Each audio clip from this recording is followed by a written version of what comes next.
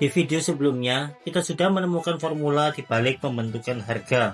Kita tahu bersama bahwa harga terbentuk saat kekuatan permintaan dari pembeli bertemu dengan kekuatan penawaran dari produsen, menciptakan titik temu yang kita sebut sebagai titik equilibrium. Titik ini ibarat detak jantung ekonomi, stabil, seimbang, dan memastikan semua produk terjual. Kenyataannya, di pasar jauh lebih dinamis dan tidak terduga. Tiba-tiba, beredar kabar viral di media sosial bahwa kopi mereka bisa meningkatkan fokus secara ajaib. Apa yang terjadi berikutnya? Permintaan akan melonjak seketika. Apakah harga kopi akan tetap sama? No! Tentu tidak. Di sisi lain, bayangkan, tempat penghasil kopi utama di dunia mengalami gagal panen parah. Stok kopi tiba-tiba menipis. Apa dampaknya pada harga yang akan kamu bayar? Jelas, pasar sedang bergerak dan kurva-kurva yang kita pelajari sebelumnya sedang bergeser. Inilah inti dari apa yang akan kita bahas hari ini, yaitu pergeseran. Kita tidak sedang bicara tentang pergerakan di sepanjang kurva seperti saat harga jus jeruk naik dan turun. Itu hanyalah reaksi biasa.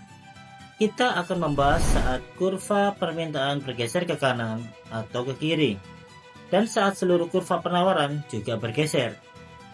Pergeseran ini terjadi karena ada variabel non-harga yang ikut campur, memaksa pasar menemukan titik keseimbangan yang benar-benar baru. Memahami pergeseran dalam penawaran dan permintaan bukan hanya kunci untuk lulus ujian ekonomi, tapi ini adalah kacamata ajaib untuk melihat dunia. Kamu akan mengerti kenapa harga tiket konser tiba-tiba naik gila-gilaan, kenapa harga masker melonjak tinggi saat pandemi, atau kenapa harga handphone model lama tiba-tiba anjlok harganya saat model baru rilis. Mari kita mulai.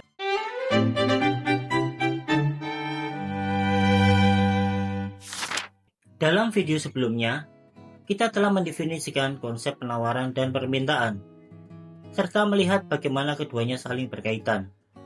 Namun, apa yang menyebabkan penawaran dan permintaan berubah? Untuk menjawab itu, kita harus memahami elastisitas. Materi elastisitas ini tidak hanya ada dalam pelajaran fisika. Di ekonomi juga ada, hanya saja yang dipelajari tentunya bukan lagi berbicara soal pegas. Namun elastisitas dalam ekonomi adalah pengukuran persentase perubahan suatu variabel ekonomi sebagai respon terhadap perubahan pada variabel lainnya. Singkatnya, elastisitas adalah seberapa sensitif jumlah barang yang diminta saat harga barang itu berubah. Sekarang marilah kita lihat dua jenis elastisitas.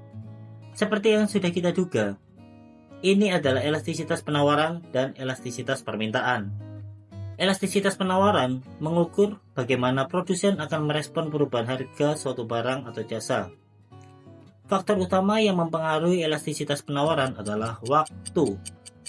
Dalam jangka pendek, beberapa produsen tidak dapat dengan mudah mengubah tingkat produksi mereka, sehingga penawaran mereka bersifat tidak elastis. Sebaliknya, dalam jangka panjang, penawaran lebih elastis. Contoh sederhana untuk menjelaskan ini adalah petani. Misalnya, jika tanaman petani gagal karena kekeringan, petani tersebut akan melakukan penyesuaian drastis agar tidak merugi. Tetapi hasil penyesuaian tersebut tidak akan terlihat hingga jauh setelah kekeringan berakhir. Dalam jangka panjang, petani mungkin bisa mengambil langkah-langkah untuk mencegah kehilangan panen jika terjadi kekeringan di masa depan, atau mungkin penyesuaian jenis tanaman yang akan ditanam. Dalam kasus ini, penawaran bersifat tidak elastis dalam jangka pendek dan lebih elastis dalam jangka panjang.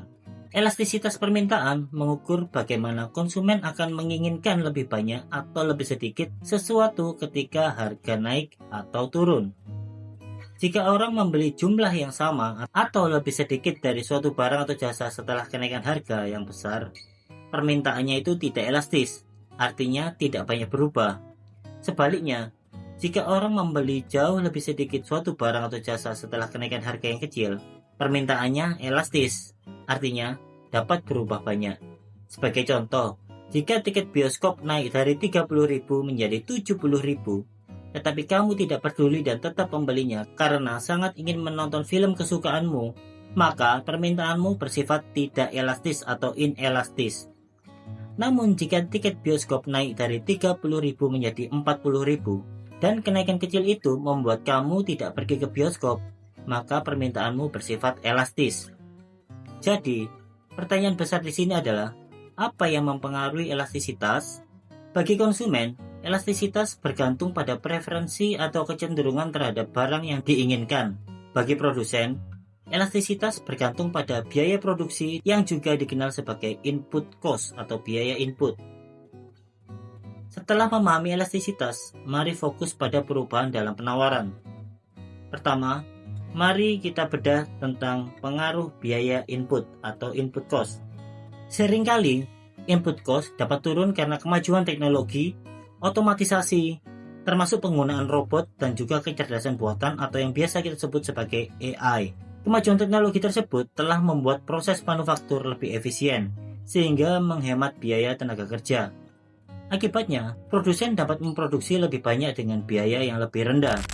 Kebijakan pemerintah juga dapat mengubah penawaran suatu barang atau jasa, baik secara positif maupun negatif. Misalnya, pemerintah dapat memberikan subsidi. Subsidi adalah uang dari pemerintah yang bertujuan untuk mendukung bisnis atau industri tertentu. Sebaliknya, pemerintah juga dapat menetapkan pajak cukai, yaitu pajak atas produksi atau penjualan suatu barang. Ada juga faktor lain yang mempengaruhi penawaran, seperti ekspektasi produsen tentang harga di masa depan, atau berapa jumlah pesaing yang memproduksi barang yang sama. Selanjutnya, mari kita periksa perubahan dalam permintaan. Ada 5 penentu permintaan.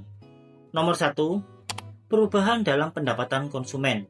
Semakin banyak uang yang dihasilkan konsumen, semakin besar permintaan mereka terhadap barang dan jasa.